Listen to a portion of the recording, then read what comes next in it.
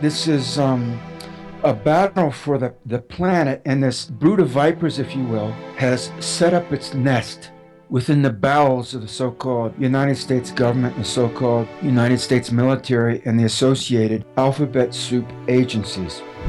Hey friends, thanks so much for joining us. You know how much we do appreciate it. I should say one thing before we start with Dr. Richard Sauder.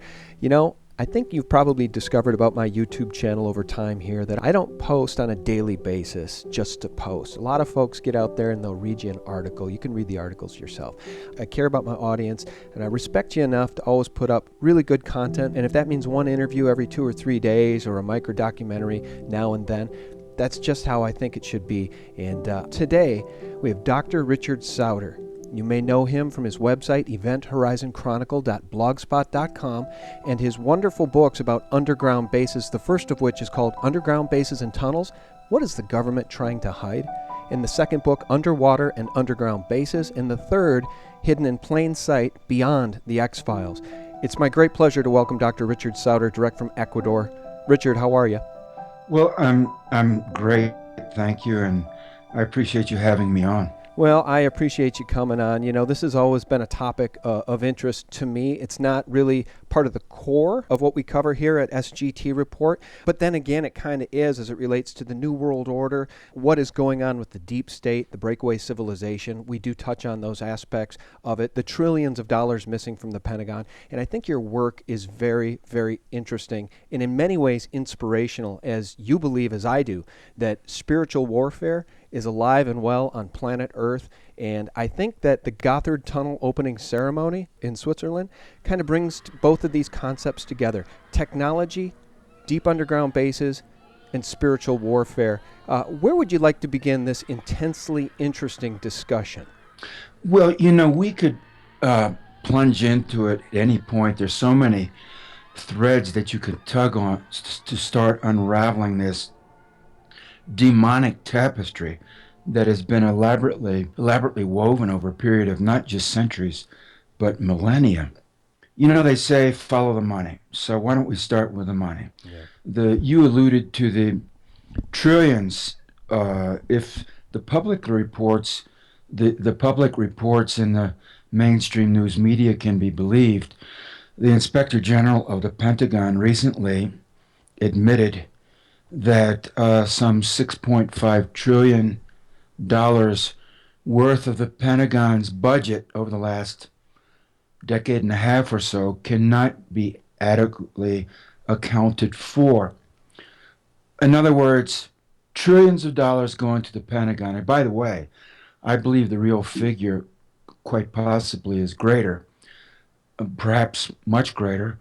It's impossible to know at the end of the day with any accuracy how much money the Pentagon has and what they're doing with it. What we do know is that from time to time in the last 15 or 20 years they have said, gee, we cannot track X number of trillions of dollars. According to some estimates, we cannot track $2.3 trillion in transactions.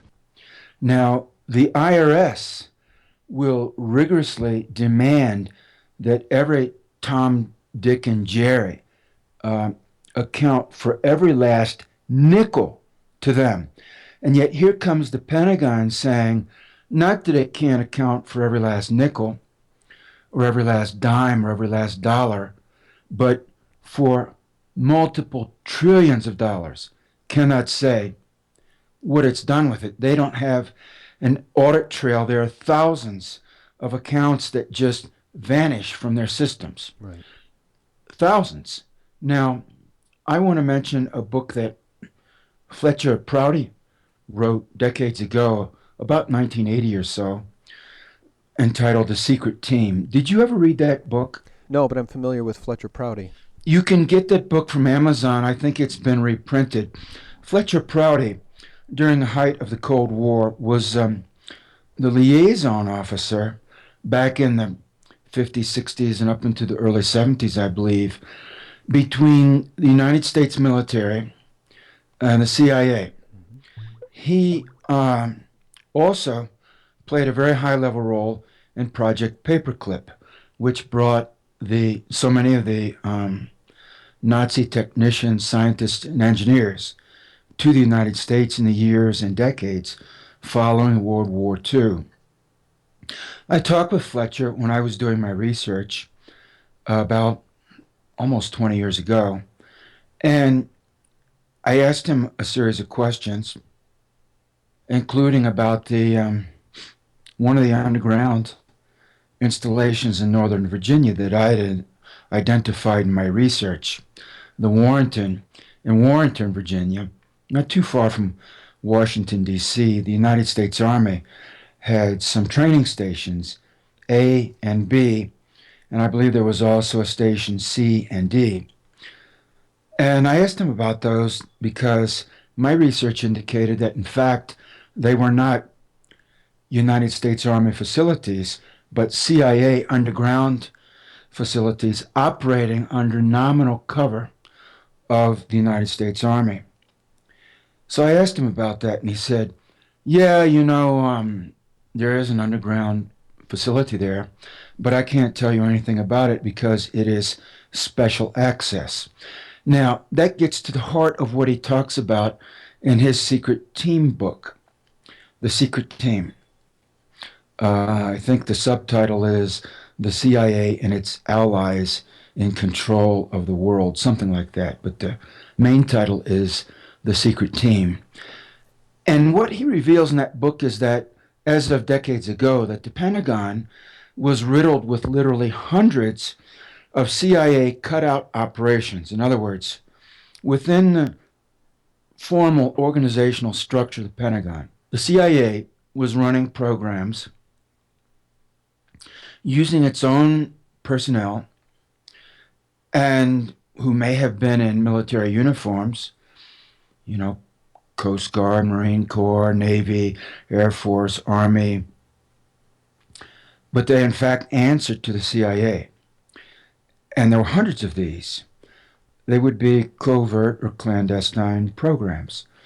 What this means is that when you look at the formal command structure of the Pentagon, you would have had admirals and generals and colonels, etc., with units under them, but not answering to them, using money and equipment, material of various kinds, shuttling weapons around, raw resources, equipment, men, money. And the generals and admirals wouldn't know anything about this because the operations would not report to them. Mm-hmm. So I think this explains a lot of this business of the inspectors general of the Pentagon saying, yeah, we've had X number of trillions of dollars flowing through our accounts, but you know what? We can't really tell you with any specificity what we've done with it. It's all wildly out of control, massively out of control. Now, I believe the CIA and also agencies such as the NSA are even more integrated into the Pentagon now than they were 30 or 40 years ago. And so this gets around directly to the theme of many themes, including the underground and underwater bases and tunnels, many of which are unknown. Some of them are known, and I discuss many of the known ones in my series of 3 books. However, neither I nor anyone else can totally document all of these facilities, not even people who have need-to-know top-secret clearances, and here's why. If you are on the inside of one of these compartmentalized projects, you know about what's going on in the project for which you have a need to know. Mm-hmm. But because these projects are compartmentalized and hermetically sealed, you won't know about other projects. Right. Because you don't have a need to know. And those who do have a need to know will not tell you, even if you ask. In fact, they will flag you and may single you out for special attention. So people, when they get into this world of special operations, or as Fletcher Prouty told me, well, that gets into the area of special access, and I can't tell you about that. and bang, the door goes shut. The most you'll get these people, and I've talked to a number of people like Fletcher over the years. The most you'll get them to acknowledge, if you're lucky, is that, yeah, there's a base there, or yeah, that's a CIA program, but I can't tell you anymore, and that's it. Right. That's the way it works, if they tell you that much. Right. And so what we have here is there's another book which I would recommend to you and your listeners, The Silent War by John Pina Craven. John Pina Craven was a character somewhat like, now dead, both Fletcher Prouty and John Pina Craven are dead. John Pena Craven was a World War II Navy veteran. He served on active duty in World War II. And then after the war, he went and got a PhD in oceanography and went into the Navy as a civilian, not a uniformed officer anymore, but as a civilian. However, he rose to the ranks to a very high level in the Navy, and was put in charge of the Navy's deep underwater engineering project during the height of the Cold War, like Fletcher Prouty also served at a very high level in the military at the height of the Cold War. I don't know if these two men knew each other, but they very well may have.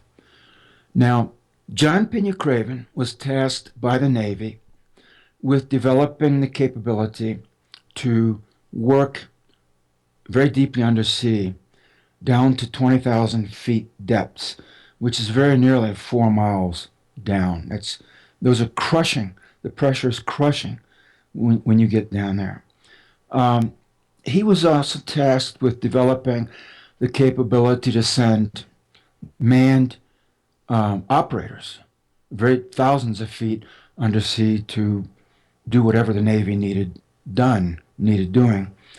Now, he was the father of the DSRVs, the Deep Submergence Rescue Vehicles. I discussed them in my books, my last two books. We don't know how deeply they went, but they were designed to go very deeply. John Pena Craven, in his book, The Silent War, leaves so many tantalizing breadcrumbs and clues. He's like all the rest of these sphinxes who have so many secrets to tell and who want to tell many of them, but who are bound by their security oaths. What he did say, nevertheless, is that DSRVs had many special, unusual capabilities, which he, however, could not discuss or reveal. He did say, however, that they were more complex in their way than the space shuttle, which was a very complex machine indeed. And so what he's telling us is that these deep submergence rescue vehicles, which were intended to go down and rescue the crews from sunken submarines at very great depths, clamp onto the hatches and bring out the crews when submarines went down. Now, whether or not the DSRVs ever did that, I don't think we would know. But that's what they theoretically were designed for. And, this business of saying they had technological capabilities that exceeded even those of the space shuttle, but he couldn't say more about their specific mission and what they really did, is very puzzling. I'm guessing the DSRVs had some exotic technology incorporated into them, and that they may have been transfer vessels for crews between undersea bases. Mm-hmm. Because in my research, I ran across documentation that beginning in 1966, this is what the public record states, the Navy had a United States Navy had a research and design program at the China Lake Naval Weapons Station out in the desert in California. And the facility is still there. They do a lot of cutting-edge R&D work for the United States Navy in all kinds of technological areas. But there was a group established, a working group, to work on researching and designing manned deep undersea bases capable of accommodating multiple large military submarines at a time. I discussed this in my second and third book, and the designs I saw were drawn up to accommodate two, three, four, five, six large military submarines at a time and their crews. The idea is that they would go into massive deep undersea airlocks. You think about how huge these would have to be. A large military submarine from the top of the conning tower to the keel can be upwards of 100 feet. And then from stem to stern can be 500-600 feet. Exactly. So you're talking about massive airlocks, hundreds or even thousands of feet undersea. It's quite a feat of marine engineering, and based on what I have read and been told, my best guess is that has been done. Well, let me jump in here, because I think I would like to just say a couple of things, because I'm taking in everything you're saying, and people are probably wondering why I haven't jumped in with a question yet. And the reason is this is such a gigantic topic, and my mind is just spinning, because you mentioned the U.S. Navy's role in this as it pertains to deep sea bases that potentially may be out there. We started the conversation talking about the breakaway civilization, the trillions of dollars missing.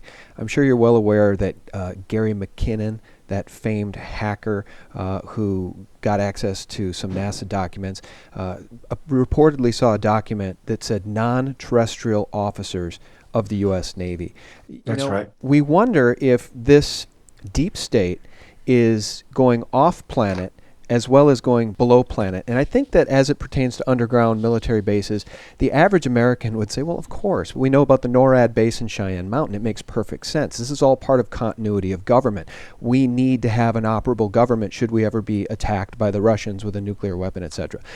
But guess what, guys? It goes so much deeper than that. And as I started the conversation, I mentioned spiritual warfare. What's another great example of where these underground bases and the technology to create these underground bases meets spirituality? CERN's Symmetry movie. CERN was developed right out in the open, really publicly, and nobody knew about it. And CERN, the tunnel in which the most elaborate, complex machine ever built that we know about sits, the tunnel is between 150 and 575 feet deep, almost 2 football fields deep, and it's massive. The technology exists to create elaborate underground cities. And Richard, I think your thesis is that the deep state has done just that. Well, yes, and for those who say that, well, we need to protect our government. Why? Your government is stealing from you.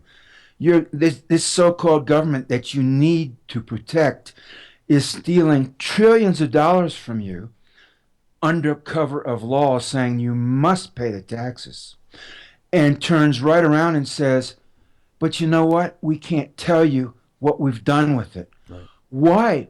Why must you have an organization that steals from you multiple trillions of dollars and then tells you that it can't tell you what it's done with that money? Why must you have that organization in your life? Why must you take direction from thieves and liars? Why? Why are you morally or legally bound to accept theft from your person and lies to your face? Please answer me that. Yeah, and I should say this. You and I are both concerned about the fact that there's ulterior motives here with this deep state, this breakaway civilization, the government, right? The deep state well, the of this ulterior government. The ulterior motive is to steal from you, to lie from you, and then to penalize you or imprison you when you complain that, hey, you're stealing from me, you're lying from me, you're nothing but a den of thieves. That's the ulterior motive. Jesus Christ spoke about the brood of vipers a couple of thousand years ago, and it's gotten so much worse since then. This is a battle for the planet, and this brood of vipers, if you will, has set up its nest within the bowels of the so-called United States government and the so-called United States military and the associated alphabet soup agencies. Mhm. They are evil. They are thoroughly evil, and I'm not ashamed to say so. Well, I want to support you and say this. We see Hillary Clinton and those in power continue to lie about Russia and point fingers at Russia and Putin as being the evil force in Syria when we know it's this government, we know it's these intelligence agencies that are arming and supporting ISIS terror to topple Assad. This government is being accused of striking convoys and blaming those strikes on Putin. This government continues to push us towards World War III. And I think as it pertains to spiritual warfare and ulterior motives, my question would be, why? They must surely know that World War III would end badly for we the people, and yet they continue to push towards World War III. And their failsafe is to escape to these underground bases, evidently, because they don't seem to care. Or off the planet. Or off planet. We're dealing with a demonic dynamic here, a demonic reality. We are dealing with something so deeply evil and foul that the average person is not able to wrap his or her mind around it. It is beyond vile. That's almost another program, but that's what we're dealing with. We're dealing with evil so foul that it's hard to grasp it, to grok it, to come to terms with it, that you and I and everyone else have been subjected to this demonic rule called the United States of America. And I'm suggesting that this goes back to the founding of the so-called Republic of the United States. It was then and is now a demonic project intended to spread and contaminate this planet with its violence and its lies, because as you go back to the history of this thing called the United States of America, forget the propaganda that people are taught in school. Look at it. War after war after war after war. Slavery, slaughter of Native Americans, theft of their land and resources. And then half of Mexico is now the United States. The United States waged a war of aggression against Mexico in the 1840s and took half of Mexico. And yet, time and time again, the United States government and its agencies and its spokespersons present the United States as somehow a uniquely good force for justice and freedom and liberty in the world, when nothing could be further from the truth. Time and time again, the United States is an aggressor. It goes into countries and kills not thousands, but millions of people, again and again and again, over a very long period of time, all the while proclaiming itself to be not just a good country, but the best country in the world ever. And when you actually look at the situation objectively, you see that it is 180 degrees the polar opposite of that. So I suggest to you, we're dealing with the most foul sort of evil that you could ever imagine. And for the life of me, I do not know why, for years and years, so-called Christians in the United States have been playing ball, if you will, with this government and sending their children abroad to slaughter other people by the millions. And then their children come home and they're received with open arms. And it's said that they served the country. What service is it to go on the other side of the world and slaughter people? Yeah, most of the folks that send their sons and daughters into those wars really don't know any better because they've drank the Kool-Aid since birth, and they haven't done any of the research necessary to wake up to the fact that the Federal Reserve is a private organization answerable to no one, maybe other than the City of London bankers and the House of Rothschild. These people don't understand the power behind the throne. And well, let me tell you, you raised a point about the Federal Reserve. Mhm. If you dig into the United States Code, as I have, and I've blogged about this. If people want to go back through my previous blog posts, there's years of them. But you know what? Most of my blog posts stand alone and to this day are worth reading, because what I discovered is that the Federal Reserve pays no taxes except for a nominal real estate tax on its real property. Beyond that, all of the trillions of dollars, unknown trillions of dollars, that it creates out of thin air, it pays no tax on that. No tax on the profit that it derives from creating the unknown numbers of trillions of dollars out of thin air. Well, nor does it have to be accountable for its books. You know, we just saw the recent presidential debate. No, there's never any accounting. No, I know, and everybody's asking to see Trump's tax returns. Fine, let's see what's going on at the Clinton Foundation. How about let's see that? How about let's see that paperwork? And you know what? As far as the federal, I don't know why he didn't raise that issue in the debate. I don't either. It was very disappointing because what he should have said is he should have said, "I was recently approached by the former president of the Senate of Haiti, who is demanding that the Clinton Foundation records of all the monies being donated to the Clinton Foundation on behalf of Haitian people, all of which has gone missing. We need to see those documents." In 2010, the earthquake of Haiti, not only American taxpayers, but the whole world has given billions of dollars to the Clinton Foundation for the Haitians. Not even 2% of that money went back to Haiti. So, Mr. Trump, we are asking you, begging you, the Haitian community will side with you if one day you ask Hillary Clinton publicly to disclose the audit of all the money they have stolen from Haiti in 2010 after the earthquake. And he needed to say that in the debate, and he didn't do it. And I think it's because of a woeful lack of coaching. He spent the last 2 weeks campaigning, as opposed to she, who was who knows where she was for the last 2 weeks. She was obviously preparing for the debate. And hopefully in the next debate he'll get his act together, because there were some very fundamental things he needed to keep reminding the American people about. Most people don't know that she's a hardcore criminal, part of the deep state, and that she committed perjury to Congress over her emails, her private email server, and some 30,000 emails which were never turned over, many of which were classified, which she denies. She's a hardcore criminal, and she represents the deep state. She represents what we're talking about. She's friends with Rothschild. She benefited from $100,000 per head fundraisers from House of Rothschild. She is beholden to these bankers in the city of London.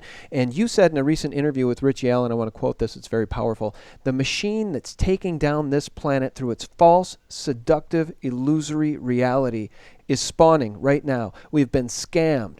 We have been lured with the false promise of everything whilst stripping us of our humanity. And these are the people who built CERN. These are the people that have deep underground bases. Let's talk about some of those. What comes to mind when you think of Yucca Mountain? What comes to mind when you think of the Denver airport and all of the occult imagery we see at the Denver airport?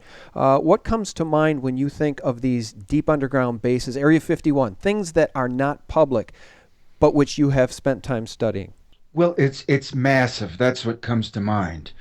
When I first got into this research, I had written a short little article for UFO magazine published out of Los Angeles at that time by Vicky Cooper and Don Ecker.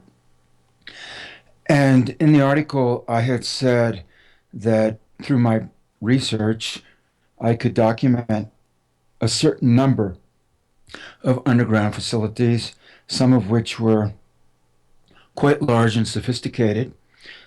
Among them, the Mount Weather facility operated by FEMA in the Blue Ridge Mountains in Northern Virginia, the so-called Site R, or Fort Ritchie alternate Pentagon underground command center, right on the smack dab on the border between Maryland and Pennsylvania, and of course the Cheyenne Mountain Center, operated at that time by NORAD in Colorado, and that there were likely others, but those were some of the main ones that I could identify. And all of these are quite large, can accommodate hundreds or even a couple thousand people at a time, and in button-up status can button up for a month or more, maybe even years. And I published that article. At that point, I felt like I had exhausted the topic of underground bases. I had no idea of the extent of this thing.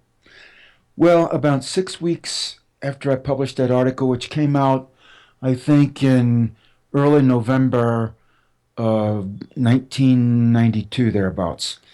I was deeply asleep the last week of 1992.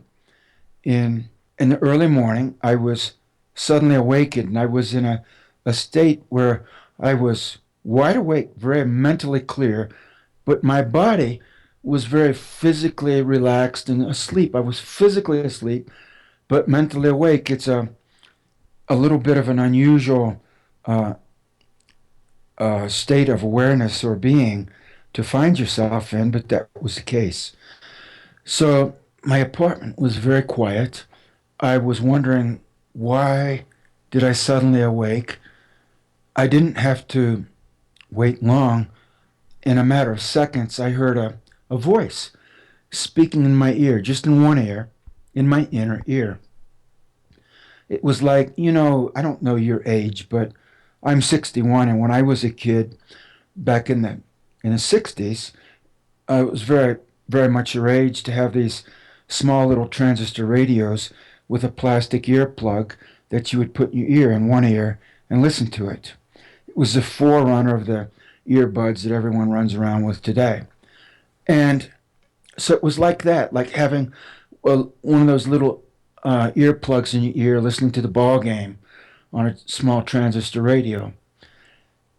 So the voice that spoke to me was that of an educated Caucasian male speaking normally accented late 20th century North American English. He started by saying to me, very matter-of-factly, the underground bases are real. That was his opening line. Well, he had my attention. And I want to add here that from the first instant, I always understood then and now that a real flesh and blood man was speaking to me using some kind of voice to brain or voice to inner ear transmitter. That there was no magic involved, that I wasn't hearing the voice of an angel or a demon or Jesus or God or an extraterrestrial, but of a real flesh and blood man. Now, this was in what, 1992? 92. Yeah. Well, and we know that technology exists now. No one probably It did then. You believe it did then as well? Okay. And I have another book called Kundalini Tales. It's out of print now. If people want to buy it, they can, but I receive no royalties from it. You could also get it from interlibrary loan if you're in the United States. In Kundalini Tales, in the appendix, I reproduced a suite of mind control patents, psychotronic technology.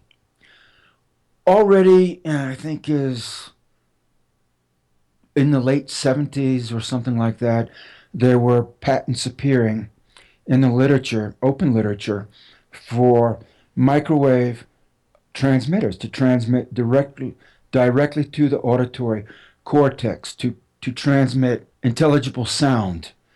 So if that appeared in the open literature in the 1970s, I'm guessing they had that in the 40s and 50s. And whoever talked to me used that technology or an associated or related technology. On the inside of these programs, compartmentalized programs and projects, there's a lot of spiffy Buck Rogers technology that we don't have in the civilian world, but they do, and they use it. Anyway, he went on to say that there was just huge projects and programs going on underground, and that the average person had no clue, but if they did know about it, they would be amazed and astonished. But in fact, because they don't know, what they don't know is out of sight and therefore out of mind, and they don't give it one thought. As he was talking, and he just talked to me in that way for 2 or 3 minutes, I was thinking, holy moly, because what he was describing was so huge, big facilities, lots of people working down there, lots of money, cutting edge technology that we don't know about in the civilian sector topside. We just don't have it. And then he just stopped talking. he gave me this data dump as if to say, hey, guy, you know that little article you wrote in UFO magazine? You're just scratching the surface. It's so much bigger than you suspect. So Well, can I jump in? I was, yes, sir. Well, I don't want to interrupt, so you can circle back to that if you want. Well, let me jump in and support some of what you're saying, because it sounds a little woo-woo to say that you heard this voice come to you. We know they have the technology. They probably had it then. But I want to support what you're saying as it pertains to the monies that have disappeared and the breakaway civilization, because two people of intellect who I follow closely and admire their work are Joseph P. Farrell and Catherine Austin Fitts, who talk specifically about what we're talking about here, the missing trillions and what Catherine Austin Fitts describes as the breakaway civilization. It appears that there is a small group that has technology that supersedes anything that human beings have at their fingertips today, anything released publicly, that perhaps they have reverse engineered alien technology, UFOs, etc. And many of the devices, many of the UFOs that people see today may well be of terrestrial origin. But the technology is so fantastical that we simply immediately attach a alien life form to those vehicles. How many of the vehicles that you think people see, how many of the quote-unquote UFOs, and that's all they are, is they're unidentified. They're flying objects, we just don't know what they are, who they belong to. How many of the UFO sightings that people see, as so many of the YouTube channels out there like Secure Team and others are really showing wonderful UFO footage these days. How many of those vehicles do you think are of terrestrial origin? Certainly some of them. Well, I agree. It may be a lot of them. One of the other things I've looked at, well, I've looked into many things over the years. I've researched a lot of different policy areas. One of the things that I can tell you is that, and I have a blog post about this actually, it has to do with exactly this, a secret space program. Mm-hmm. I entitled it The USSA's Secret Space Program, and then an S in parentheses, because I believe there are multiple programs. You have to realize that this goes back at least to the 1950s, and I'm guessing it began, the United States secret space programs began in the late 40s or early 50s. I mean, actually sending manned devices into space, into orbit, or even further afield.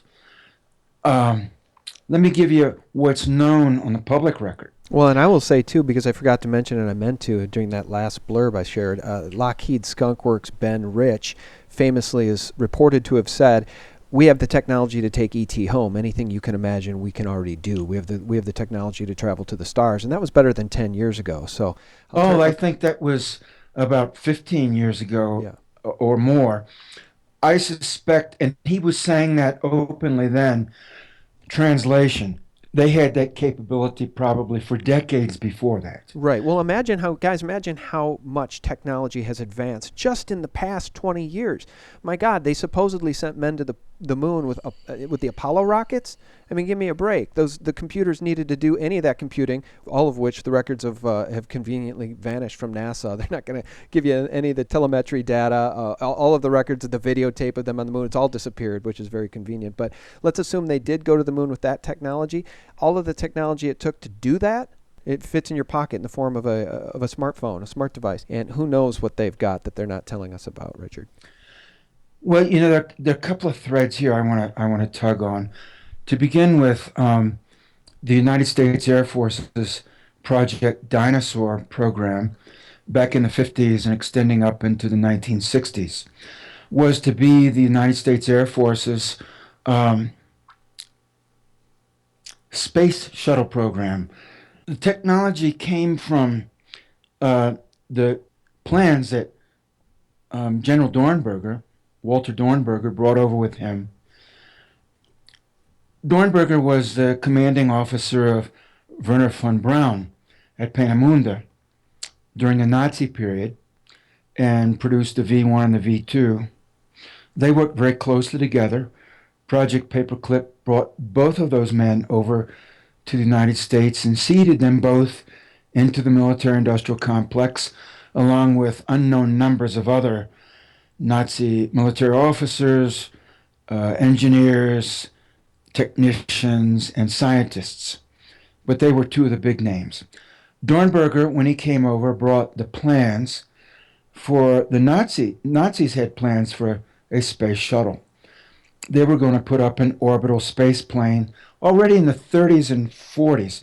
This goes back to the Sangers, Eugen Sanger and his wife Irene, who were world-class aerospace engineers back in the 1930s, developed plans for this.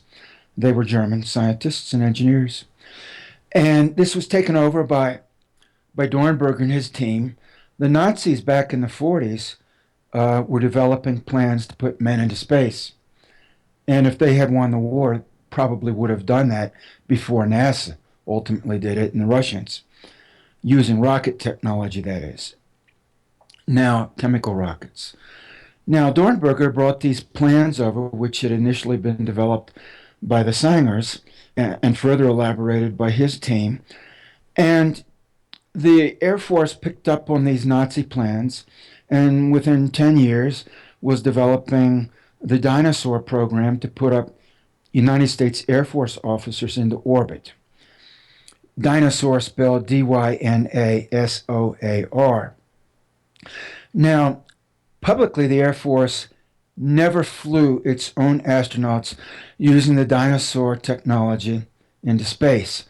Interestingly, Neil Armstrong, supposedly the first man to step onto the moon, was an Air Force astronaut in the Dinosaur program and left the Dinosaur program, came over to NASA, and became a NASA astronaut. So that's the history, interesting history of Neil Armstrong. For whatever reason, his career did not follow the typical trajectory of most of the other early NASA astronauts exactly, although almost all of them were military officers, quite a number of them test pilots for the military. But very, very public-facing astronauts. And if anybody wants to explore what really happened in terms of the Apollo missions, I don't think we fully know. Some believe we actually went and landed on the moon. Others think it was a very big hoax. The Van Allen radiation belts being the number one reason why we can't go there. NASA's recently said we still can't get past those Van Allen radiation belts. So how in the heck did we do it in the 60s? Watch the video of Neil Armstrong and the other two astronauts after they had supposedly just returned from the moon. And you're not going to see any three guys more depressed and sad looking than those three. We really do wonder what happened.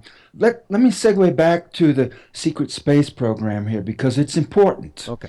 The military, United States military, over a period of decades, started and stopped 4 separate manned space programs, always giving various excuses after having spent billions of dollars and trained cadres of astronauts. The military has repeatedly trained and formed its own parallel astronaut corps, parallel to those of NASA, and then shut these programs down. What I'm suggesting to you implicitly is that these were covers for the real space program, right, which is not NASA but operates under cover of subterfuge established by the alphabet soup agencies. NASA is a trick pony. It's show and tell to deflect attention from what's really going on behind the curtain. And the United States military plays a huge role in this. The second military military space program was the so-called Manned Orbiting Laboratory, which was supposed to fly in the mid-1960s. The United States Air Force, after abandoning supposedly the Dinosaur program, came up with a Manned Orbiting Laboratory and trained astronauts whom it was going to put into orbit in its orbiting laboratory. Now, then they very publicly shut it down. They said they weren't going to do it after all. At the same time, parallel to the NASA Apollo program, the United States Army had a program called Project Horizon. This was during the 1960s. They were going to send a series, quite a long series of, I think, upwards of 300 manned space flights to the moon to establish a United States Army military base on the moon. The project was called Horizon, Project Horizon. They were just going to have a years-long series of manned missions to the moon, similar to the Apollo missions, but they would have been United States Army missions. And then they shut it down. They said they weren't going to do it after all.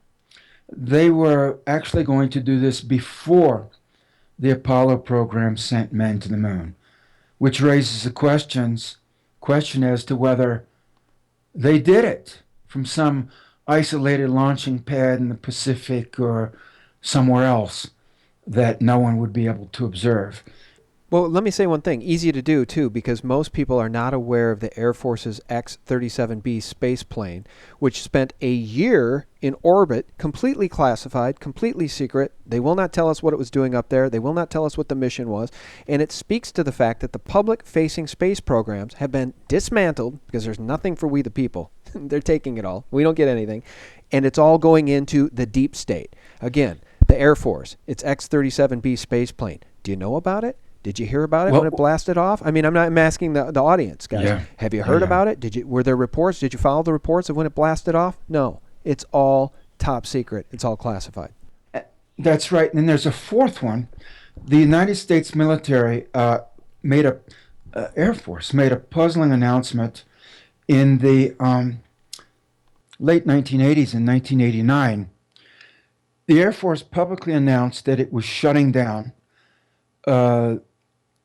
previously unknown secret space program.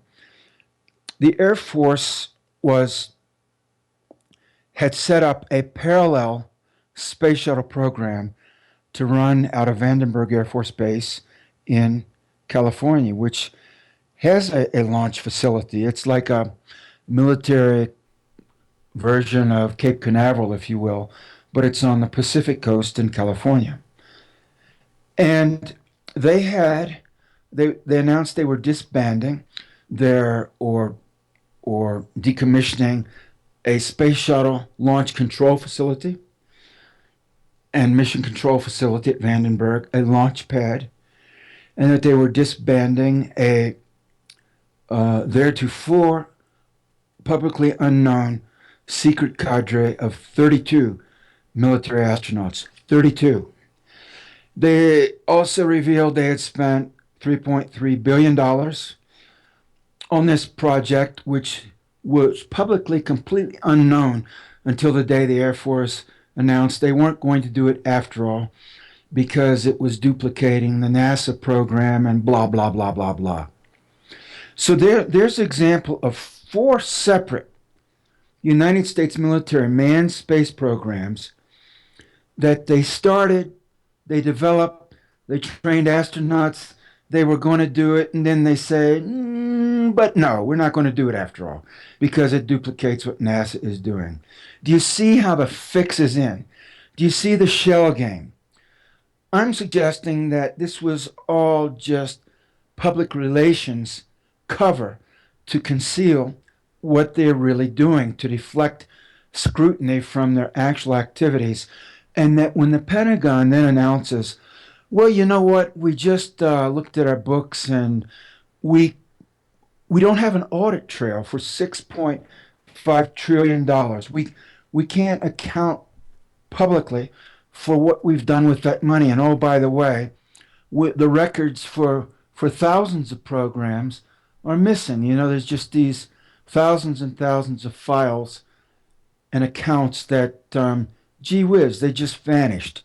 I don't believe a word of it, and I'm suggesting that neither should you. Yeah, you can't misplace $6, $7, $8 trillion. The IRS sends people to jail over thousands of dollars, and here you have the largest agency in the United States government saying we can't account for multiple trillions of dollars, and nobody in government does diddly squat. Well, that's right, but the Pentagon, the deep state, the apparatus controlling the Pentagon, right, is the same apparatus that controls the IRS, which is the collection arm of the Federal Reserve. So, of course, the IRS will Which target... pays no taxes. The IRS will target we, the people, but it won't target the agencies. And you're right, the fix is in. And I guess just to circle back to this idea of deep underground military bases, what do you really think is going on? Because anything you can conceive of, I wonder, and let things me that ask, you cannot conceive of. yeah, and I wonder because, we know about the Dulce base and all the UFO sightings over there in New Mexico. We know about, I mentioned Area 51.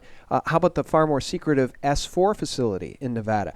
There are obviously ongoing operations on a daily basis that are black budget, off-book, top secret operations that include, I believe, vehicles or technology that is extraterrestrial in its capabilities. I guess I just want your opinion on what's really going on underground. You have these crazy stories told by Phil Schneider before he Well, died. Phil, let me tell you, in the case of Phil Schneider, I talked with Phil 2 or 3 times before he died.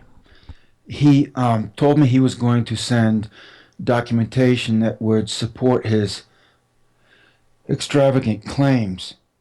He never did. So he didn't keep his word to me. And also, before he died in his talks, he falsely attributed things to me. He said publicly that I was a PhD architect. That's false.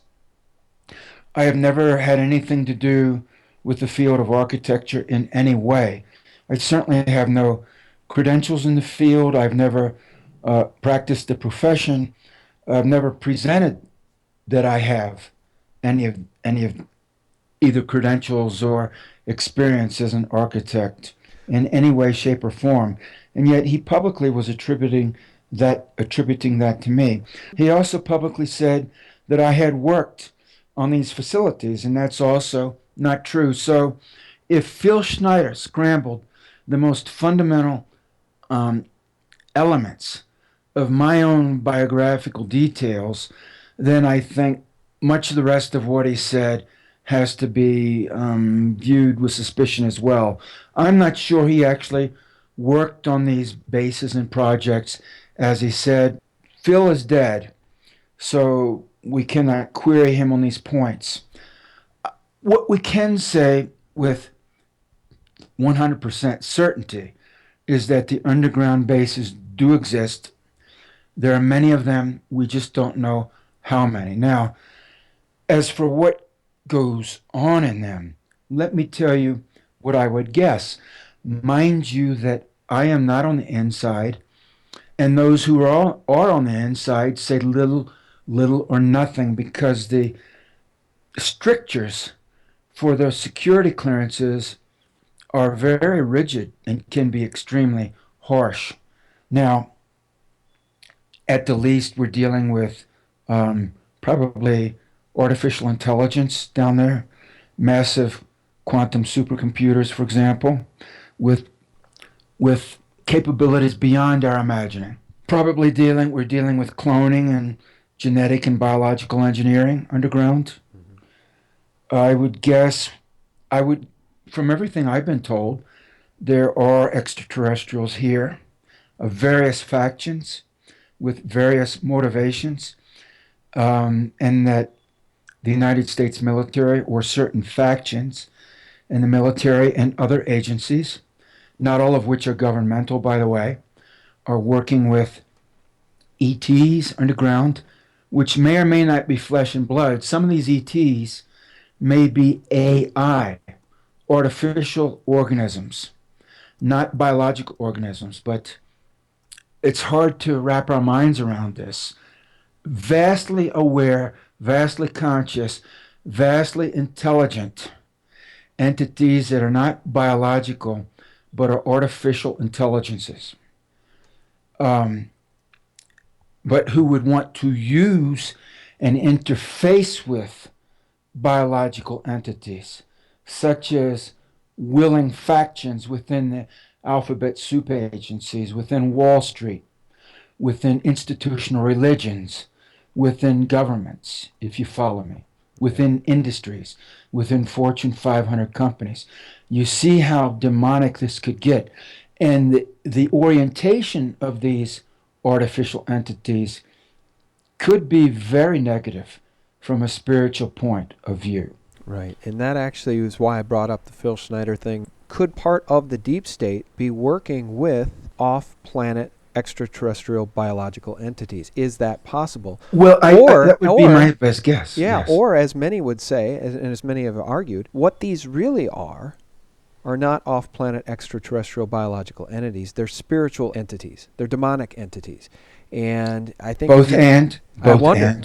Maybe it's both, because there are definitely factions within the deep state, the City of London, the bankers, that appear to be satanic in their belief system and in who they worship. They're Luciferians, many of them.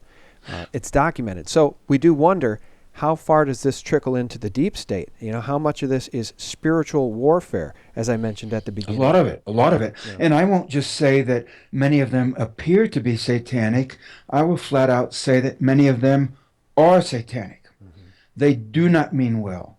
They are in the service of great evil. And how else to explain the ongoing... This planet is being taken down. The biosphere on this planet is being taken down.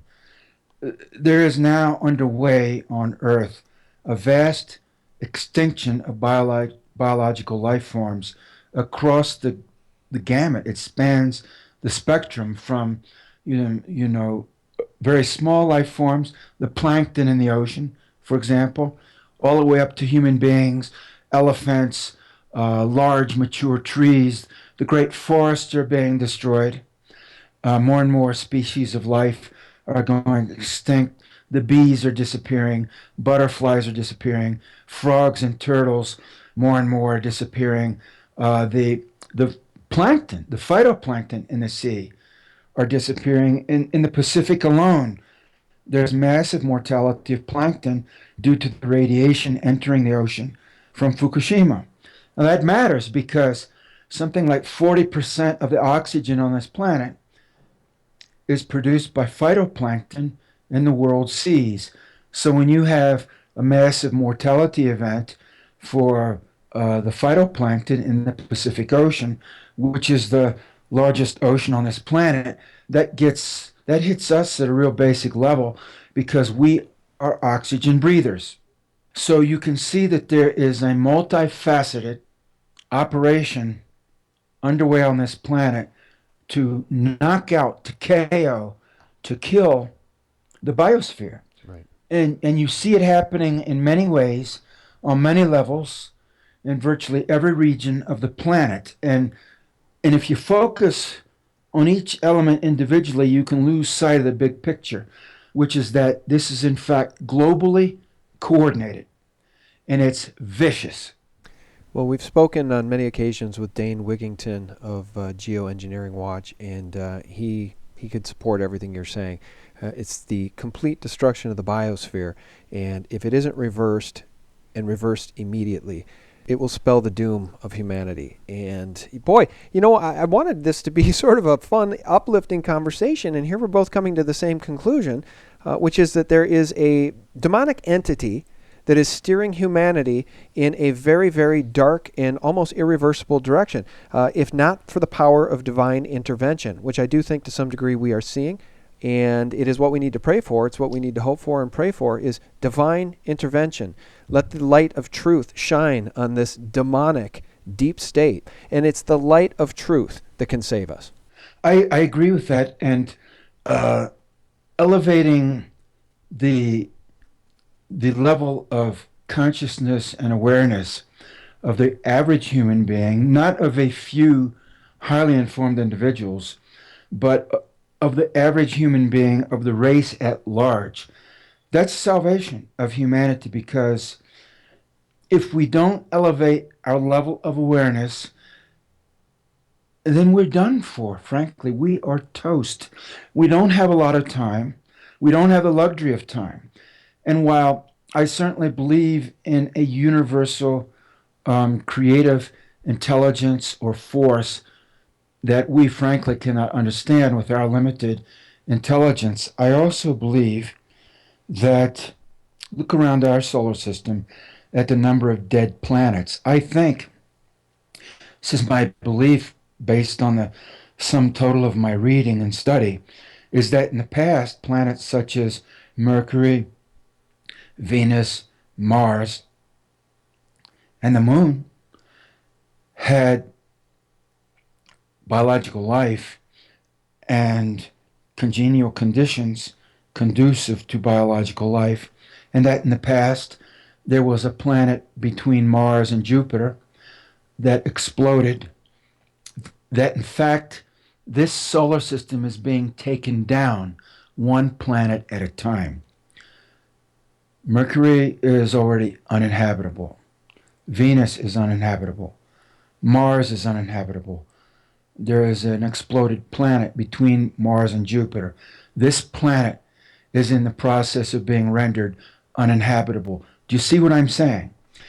That this solar system is being taken down one planet at a time by a force, by an intelligence, by an awareness for whom time is not such a major factor. Victory is. And victory for it consists in taking out one planet after another. I submit that we are seeing a mighty, very malevolent war engine or war machine at work if you have the eyes to see it. And it is sophisticated, subtle, cunning, powerful. It operates in the physical realm, in the spiritual realm, in the emotional and psychological realm. It is patient beyond all understanding. If it takes it 10,000 years, that's fine. If it takes it 1 million years, hey, it has all the time in the universe. I think that's what we're up against. So not only do we have to become more aware, we have to become a lot more aware and understand that there was a vast ancient history in this planet, in this solar system, of inhabited planets with advanced civilizations, and one by one they're being taken down. Yeah, we see evidence of that on our own planet. We see evidence of it, I believe, on Mars. There is a hidden history to humanity that this deep state, Vatican, City of London, British monarchy, British royals, they don't want us to know about it. They don't want us to know what our connection is. Well, the moon is covered with ancient ruins. Oh, I know. And it's stunning information. I find it extremely, extremely uplifting and interesting because there's a hidden history that they don't want us to know about. And the question is, why? You said there's a malevolent force. I want to cite one example of the possibility that there is also a oppositional benevolent force at work. And let me start exploring that real briefly by asking you just one question. And give me a simple answer. Do you think Facebook is a force for good or evil? Facebook is foul, my friend. Thank you. Okay. And Mark Zuckerberg is deeply disappointed that his secret Facebook satellite that was being launched by SpaceX blew up back on September 2nd. And it blew up because some little UFO drone, I don't know what, flew by it and appears to have blown it up. I don't know if that was divine intervention. I don't know if it was some oppositional force within the deep state.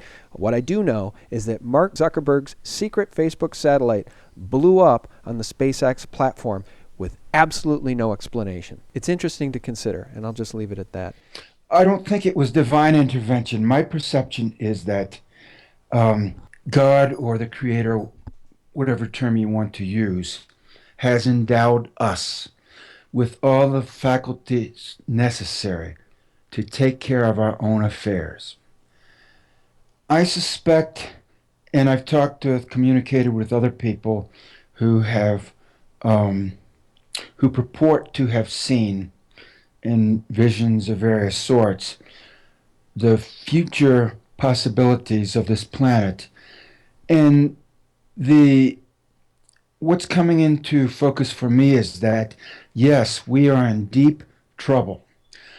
And if we are to be rescued, it will be a self-rescue. There will be no cavalry coming to our assistance. We have every capability, everything we need to rescue ourselves, if we will. It comes down to the desire of the human race. What does humanity desire? Does the human race desire to continue and to be sovereign, self-determining? If so, then we, the human population of this planet, have the unique privilege and duty and capability to rescue ourselves. Amen. I love it, and I concur. Guys, I think the common belief is that any author who's written several books must certainly have deep pockets. You write books, you make a lot of money. I want you to know that Richard has really taken this plight on for humanity. He's taken the battle on to try to wake people up, and he lives in Ecuador. And, you know, Richard, I don't want to say you've taken a vow of poverty, but you're not a rich man, and if anybody out there listening cares about you and your work, we'd like to help support you. I will put the information on how people can donate to you below in the more information section, and I would just ask people to look in your heart. And, you know, this video will probably get at least 20,000 views, maybe far more than that. If everyone listening gave $1, $5, we could really make an impact on Richard's life. And Richard, I want to thank you very much for your work. Any further comments? Well, thank you. I very much appreciate that. I would like to say that, yes, as a result of my work and research, I'm a very marginalized individual. We didn't talk about my previous history of anti-nuclear activism, for which I have been arrested multiple times and incarcerated in a dozen different jails, prisons, and detention centers in the United States. You know, having an FBI record causes all kinds of problems and issues as you go through life. And it's true, I have not, though I hold advanced degrees from different universities, I have not had a corporate career or governmental career.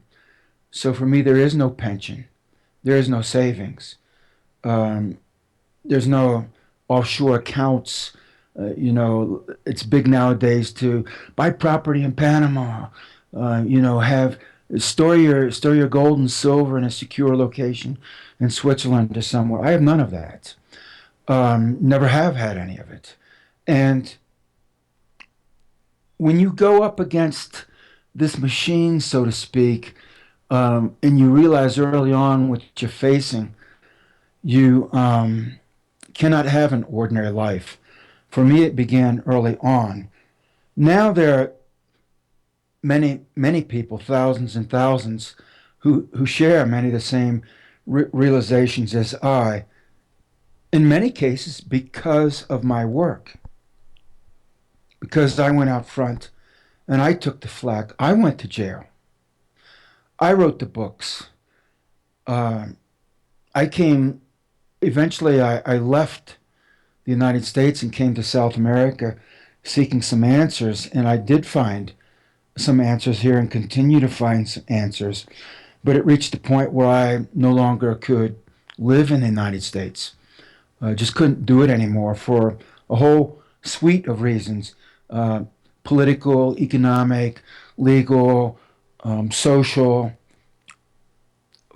spiritual, just a whole constellation of reasons that together led me to leave the United States and remain away.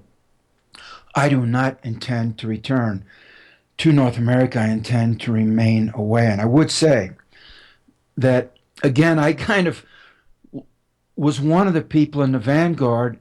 There are more and more people now realizing that the United States is not for them either, and are coming, leaving for a number of other countries, including countries in South America, such as Ecuador.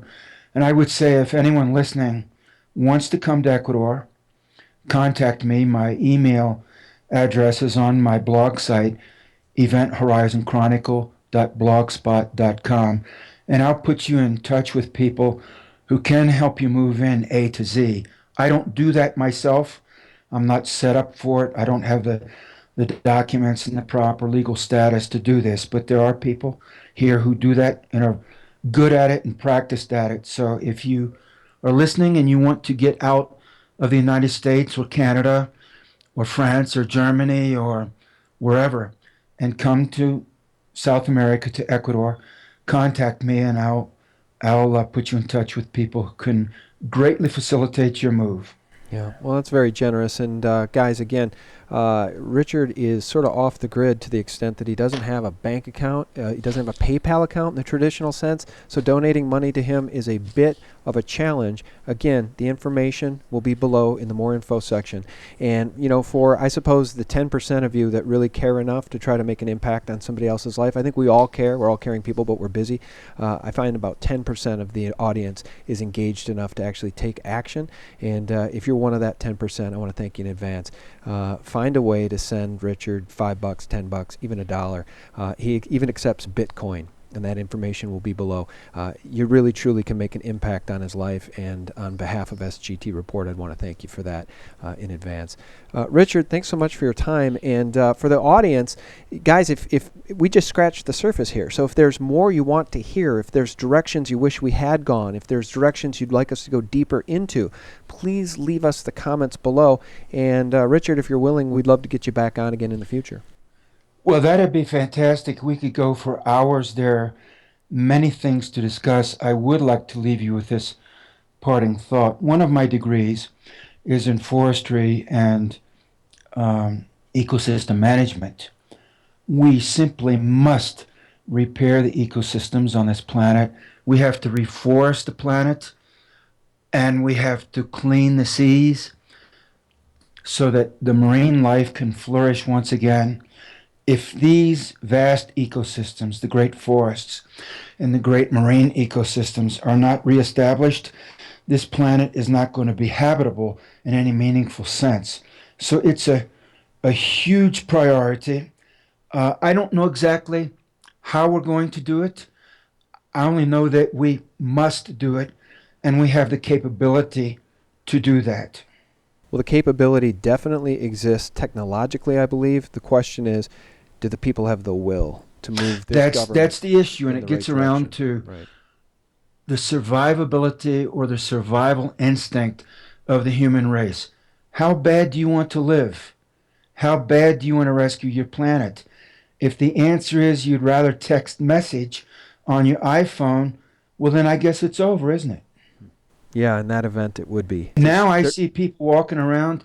They even walk out into traffic, crossing, the street, texting. They're in their cars. They're at the traffic light and they're texting. At this point, all over the world, it appears the priority is you got to answer this text message. Not in 5 minutes, not in 5 hours, but right now. Yeah, well, it's that Pokemon future. It's that transhumanist future. We've seen what happened with the Pokemon test, right? And the CIA organization behind the company that gave that for free.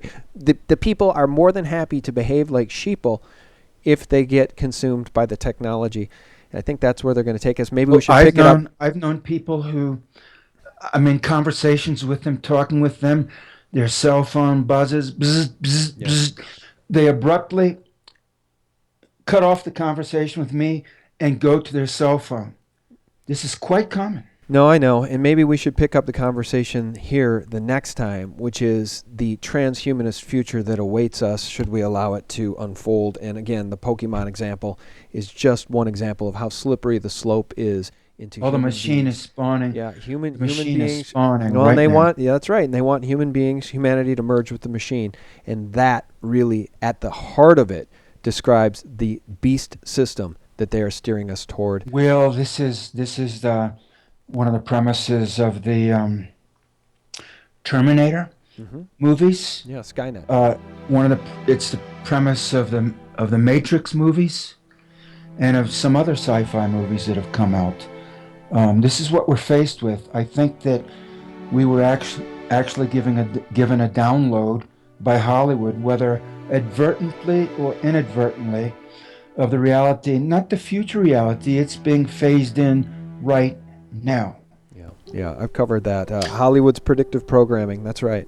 Well, we'll pick up the conversation here next time. And guys, our guest has been Dr. Richard Sauder. Please do visit him at his website, eventhorizon.blogspot.com. Find his email, reach out to him, and a more direct way to do it and to make an impact on his life right now is to go into the more info section and find a way to make a donation to help Richard so he can keep writing these books and doing his research. Richard, thank you so much for your time. Thank you. We really appreciate it. And guys, if you stuck with us through what has been one of the longest interviews I've ever done, but certainly one of the most gripping, I want to thank you. Thank you for liking it and sharing it with others. And I want to thank you for subscribing if you haven't already done so. Thanks for visiting us at sgtreport.com as well. Real news 24/7. God bless.